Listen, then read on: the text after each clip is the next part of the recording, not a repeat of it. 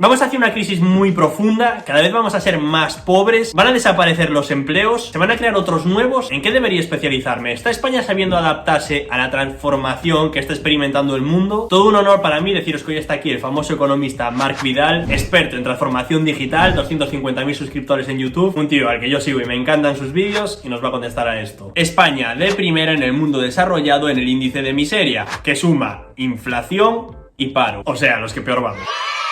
Como sabéis, el Banco Central Europeo ha dado un giro, está hablando de que va a haber más subidas de tipos de interés, hasta 8, lo cual implica que va a ser más caro endeudarse, pedir un préstamo, una hipoteca, es decir, el precio del dinero va a subir y por tanto cada vez con el mismo dinero vas a ser más pobre. Pero ¿cuáles son las perspectivas? Hace poco Pedro Sánchez contestaba a Elon Musk diciéndole que vamos a digitalizarnos y a optimizar las energías renovables, que se venga de visita, que queremos grandes inversores. Y la transformación digital es el objetivo, se supone, de la Unión Europea con los miles y miles de millones que está donando a los países. Por ejemplo, en España hemos recibido 140.000 millones, que no son solo para salvarnos de las consecuencias del coronavirus, sino también para que nos recuperemos, para que salgamos adelante con más fuerza y para que avancemos en esta transformación digital y económica. Sin embargo, el gran problema es que está habiendo muchas complicaciones burocráticas y de licitación. Y esto nos coloca en una desventaja frente al resto de países. No se asigna el dinero a proyectos y por tanto no avanzamos. Mientras otros países sí que están utilizando el dinero y a nosotros se nos va pasando el arroz de la digitalización. La gran pregunta es, ¿qué nos depara el futuro? ¿Está España sabiendo adaptarse? ¿Nos quedaremos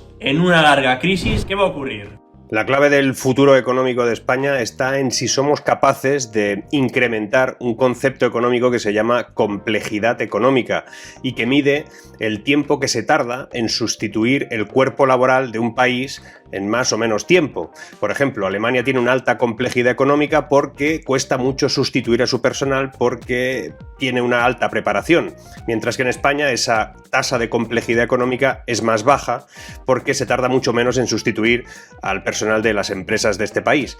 El tema está en cómo subimos esa complejidad económica y para subirla tendríamos que aceptar que la economía tiene que ser más, en este caso tecnológica, tendría que tener un enlace directo con la sociedad del conocimiento y tendría que vincularse mejor que nunca a esa transformación digital en la que otros países han tomado delantera. Tengamos en cuenta que la robotización o la automatización no genera desempleo. Eso es un mito, es un claim que se repite por todas partes, pero el país con más robots per cápita del mundo es Corea del Sur y en Corea del Sur no hay desempleo. En Europa el país con más robots per cápita es Alemania y está cerca del pleno empleo, y en Europa el país con menos robots per cápita es Grecia y es el país con mayor paro. Es decir, robotización, automatización y complejidad de la economía siquiera es algo que puede llevarnos a una mayor eficiencia, una mayor productividad y con ello una nueva generación de empleo. Lo que pasa que se genera en otro lugar.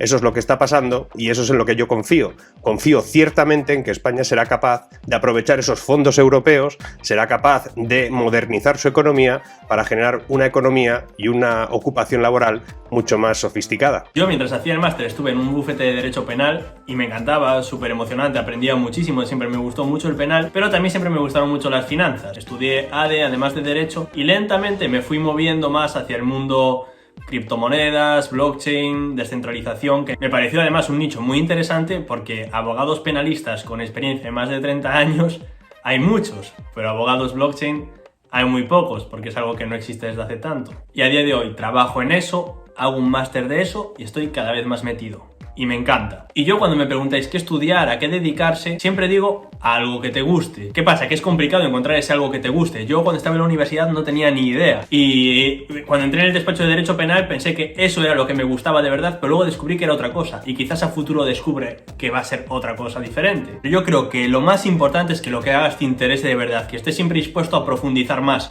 Porque eso es lo que hace que te levantes el lunes con ganas de currar e incluso el fin de semana tengas ganas de currar. Por supuesto, tiene que haber clientes, tiene que haber demanda, tienes que solucionar un problema. Si no, si te gusta algo pero no hay clientes, no va a valer para mucho, será un hobby. Pero yo no soy ningún experto en esto. Marc, ¿tú qué empleos crees que van a desaparecer? ¿Cuáles van a ser los que mejor pagados van a estar? Los empleos que van a desaparecer son esos empleos que exigen que los seres humanos no seamos lo que realmente somos.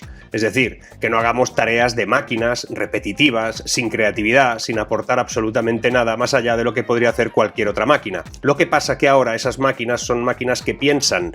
Ya no hablamos de que una máquina es más rápida que nosotros o es más fuerte que nosotros. Ahora las máquinas son incluso más inteligentes que nosotros. Lo que tenemos que hacer es cómo coordinamos esa inteligencia de las máquinas con lo que nosotros sabemos hacer bien, que es pensar de un modo distinto, de un modo crítico, aportarle creatividad. Esos empleos son los empleos del futuro y los que van a desaparecer son aquellos que no requieren esos elementos, o por lo menos van a estar peor pagados. Los trabajos muy automáticos son bastante cómodos, no tienes que pensar tanto, pero a mí particularmente no me gustaría para nada un trabajo así. Yo prefiero algo más creativo. Pero bueno, para gustos colores. Te he oído hablar mucho de cómo las FP del País Vasco son una referencia europea. Yo también soy muy partidario de las FP, me parecen muy prácticas. De hecho, en mi bufete había un chaval con 18 años, un programador, que ya estaba trabajando, haciendo las prácticas con nosotros, repito, con 18 años, en una empresa, cosa que en una carrera yo creo que no pasa nunca. Ya estaba bebiendo el mundo de la empresa y ya se estaba especializando. Tú, Marc, ¿qué me recomendarías a mí que estudiase? A mis hijos. En una ocasión, al terminar una conferencia, una mujer se me acercó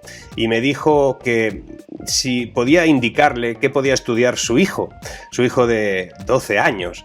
Yo le dije que, bueno, que estudiase pues lo que le apeteciera, ¿no? En todo caso, que cada uno estudie lo que quiera. Ella me dijo que tendría que estudiar tecnología, ya que el futuro era puramente tecnológico, como yo había dicho en mi conferencia.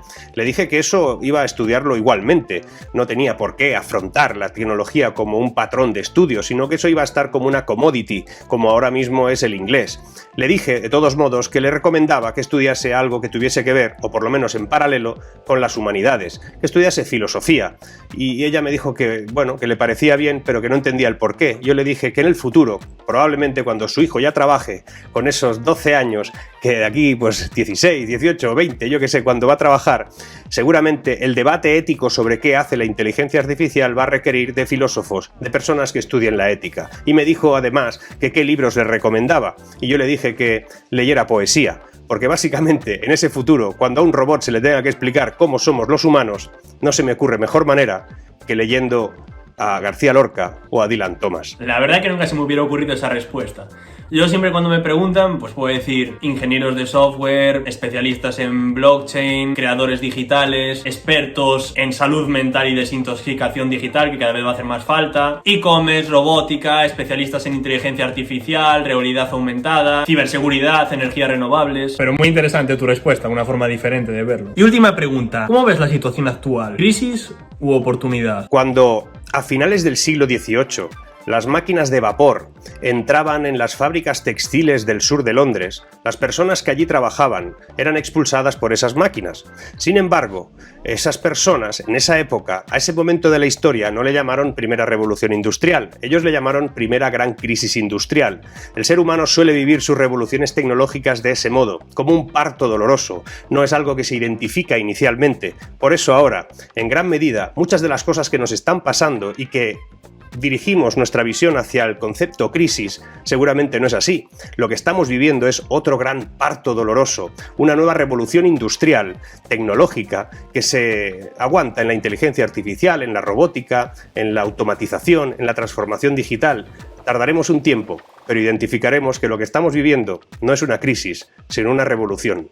Bueno, como veis, tiene una historia para todo. Estoy súper de acuerdo en que estamos ante una gran revolución, la tecnología es exponencial y ojalá para muchos de vosotros esto sea una oportunidad y no una crisis. Pásaselo a todo el mundo para que se entere de lo que se viene. Siga a Marc Vidal porque es un crack y vais a aprender muchísimo con él y deja tu opinión